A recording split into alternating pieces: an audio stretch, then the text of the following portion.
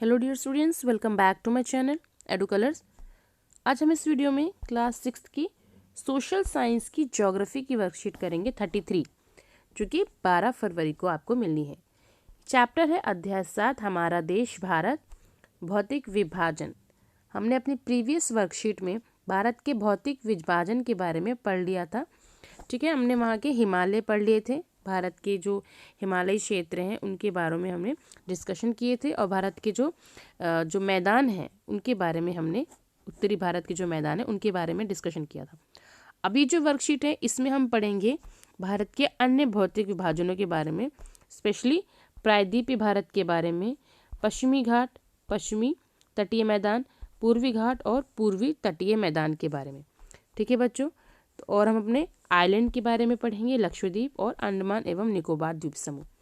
तो चलिए वर्कशीट शुरू करते हैं, अपने कंटेंट को पढ़ते हैं। उससे पहले मेरे चैनल एडू कलर्स को बच्चे सब्सक्राइब करें। जो बच्चे नए हैं वो मेरे चैनल को सब्सक्राइब करें और मेरी वीडियो को आगे शेयर करें। यहाँ पर हम देखते हैं कि भारत जो है वो अलग अलग भागों में, भौतिक विभाजनों में डिवाइड है, बटा हुआ है, जिसमें मरुस्थल, प्रायद्वीपीय पठार, हिमालय, द्वीप समूह, तटीय मैदान सब आते हैं। ठीक है, आज हम इसमें पढ़ेंगे महामरुस्थल के बारे में, प्रायद्वीपीय पठार के बारे में, तटीय मैदान और भारत के द्वीप समूह के बारे में। जो भारत का महामरुस्थल है वो बेसिकली पड़ता है राजस्थान और गुजरात के हिस्से में। ठीक है, जो कि भारत का थार मरुस्थल, इसे थार मरुस्थल कहते हैं भारत का।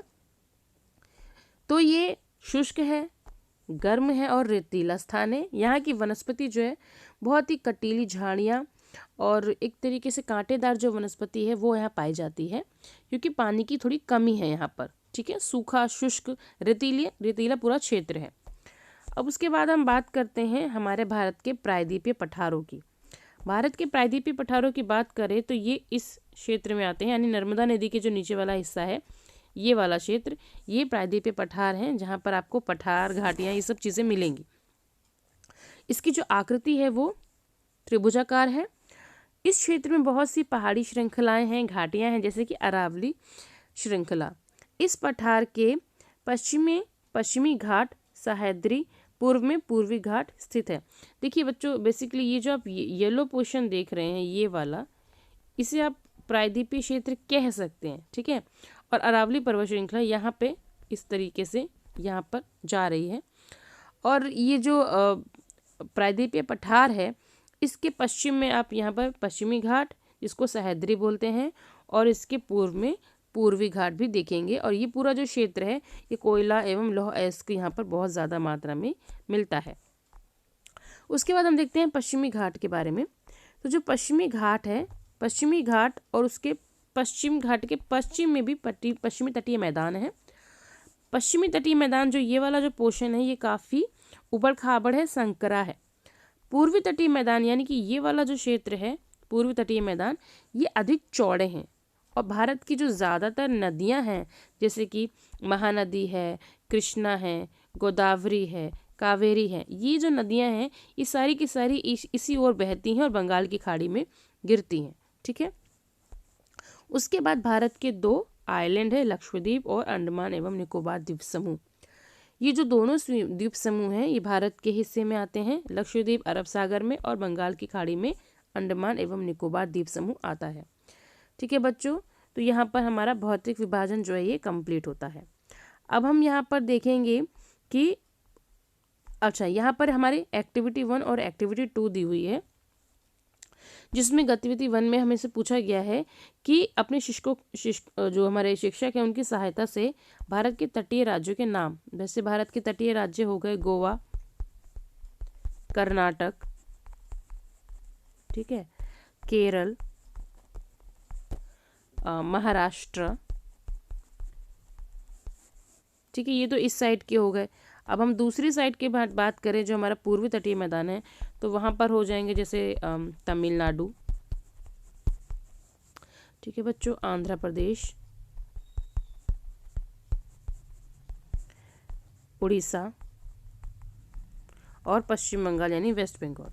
ये हमारे भारत के तटीय क्षेत्र हो गए। ठीक है, तटीय मैदान के क्षेत्र हो गए वो राज्य। अब है जो एक्टिविटी 2 है वो है अपने परिवार के सदस्यों और शिक्षकों की सहायता से भारत के उस राज्य का नाम बताइए जहाँ पर मरुस्थल पाया जाता है। तो बेसिकली मरुस्थल जो है वो राजस्थान में पाया जाता है, भारत का ज़्यादातर हिस्सा, और कुछ हिस्सा गुजरात में भी पाया जाता है। क्लियर है बच्चों? अब हम आते हैं हमारे क्वेश्चन की तरफ। तो हमारा जो पहला क्वेश्चन है, डैश पूर्व की ओर बहने वाली नदियां हैं। तो आप यहाँ लिखेंगे कृष्णा। आप ये वाला आंसर लिख सकते हैं यहाँ पर, ठीक है। ये देखिए यहाँ पर महानदी, गोदावरी, कृष्णा, कावेरी, ये नदियाँ बंगाल की खाड़ी में गिरती हैं, यानी कि पूर्व की तरफ गिरती हैं, ठीक है। उसके बाद हमारा अगला क्वेश्चन है, डैश लक्षद्वीप द्वीप समूह जो है वो कहाँ पर है, ठीक है। लक्षद्वीप अरब सागर में है, इसका आंसर होगा दूसरे का अरब सागर, ठीक है। ये दूसरे का आंसर हो गया। अब हमारा तीसरा क्वेश्चन है, डैश में बहुत सी पहाड़ी श्रृंखलाएं तथा घाटियां स्थित हैं। तो डैश का मतलब है ये प्रायद्वीपीय पठार में, ठीक है। प्रायद्वीपीय पठार में बहुत सारी घाटियां व पर्वत श्रृंखलाएं हैं। तो ये हो गया हमारे तीसरे का आंसर, प्रायद्वीपीय पठार। उसके बाद है चौथा, प्रायद्वीपीय पठार के पूर्व में डैश स्थित है।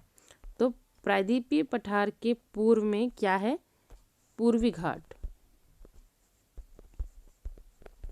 ठीक है, पूर्वी घाट स्थित है।